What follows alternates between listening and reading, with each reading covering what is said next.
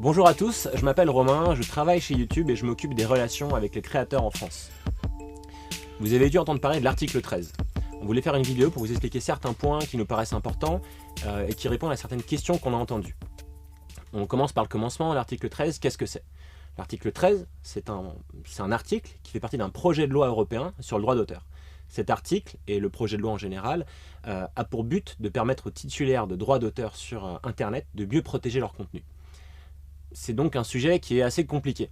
Et pour mieux répondre à mes questions, j'ai demandé l'aide de Cédric, qui est spécialiste du droit d'auteur chez YouTube et qui va m'aider aujourd'hui. Donc, bonjour Cédric. Bonjour. La première question, c'est est-ce que YouTube est contre l'article 13 ? Alors YouTube soutient totalement l'objectif d'adaptation du droit d'auteur, et cet article 13 en particulier, qui a pour but d'aider les créateurs et les artistes à réussir.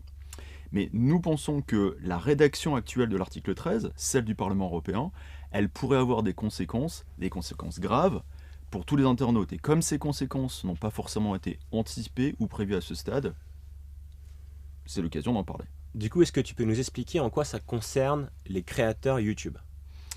Si on devait appliquer demain l'article 13 dans sa version rédigée par le Parlement européen, chez YouTube, on devrait bloquer des millions de vidéos en France et dans l'Union européenne, soit des vidéos qui sont déjà sur notre plateforme, soit des vidéos qui vont y arriver.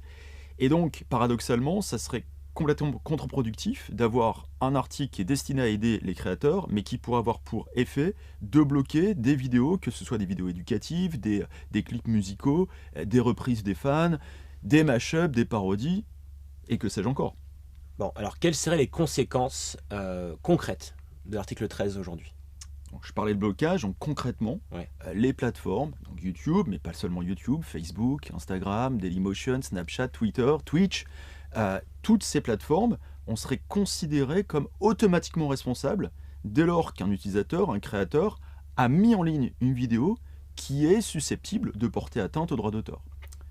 Donc, par exemple, sur YouTube, si une vidéo contient un élément, un seul, qui est protégé, et le titulaire du droit sur cet élément n'a pas donné l'accord au créateur, on devrait bloquer. Et il faut se rappeler que sur YouTube, il y a 400 heures de vidéos mises en ligne chaque minute. Vu le volume, on serait obligé de bloquer à titre préventif de très nombreux contenus, très nombreuses vidéos, dès lors qu'on ne sait pas si l'autorisation a bel et bien été donnée à notre utilisateur, à notre créateur.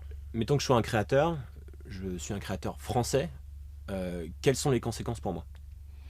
Donc si tu résides en France ou dans l'Union européenne, comme je viens de dire, YouTube ou d'autres plateformes pourraient être contraintes par la loi de bloquer ta vidéo ou t'empêcher d'en mettre en ligne une nouvelle, sauf si tu prouves que tu as les droits sur chaque élément de chaque œuvre qu'on peut voir dans ta vidéo.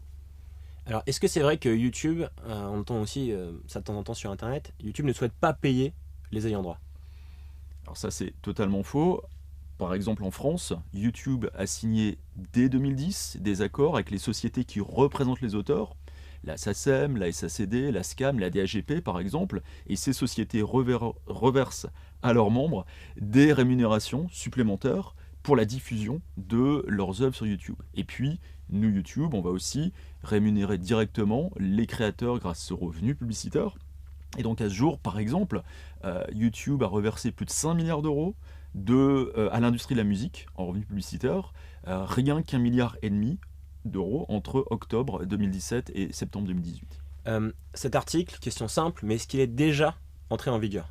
L'article n'est pas finalisé, il est en cours de finalisation. Il a été voté par le Parlement européen en septembre 2018 et actuellement il est en cours de finalisation par un dialogue entre la Commission, le Conseil et le Parlement.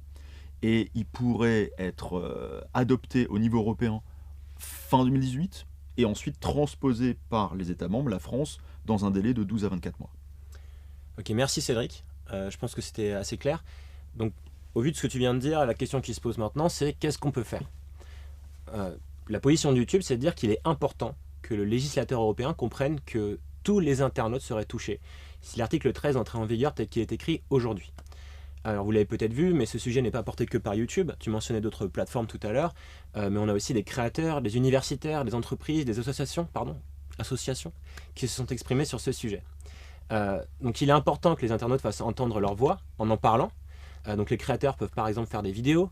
On peut aussi en parler sur Twitter avec le hashtag SaveYourInternet. Vous pouvez rejoindre le mouvement qu'on a créé qui s'appelle youtube.com/SaveYourInternet, ou vous pouvez signer la pétition sur change.org, on met les liens dans la description. On espère que cette vidéo était claire, qu'elle a répondu à vos questions, et on vous dit à très bientôt.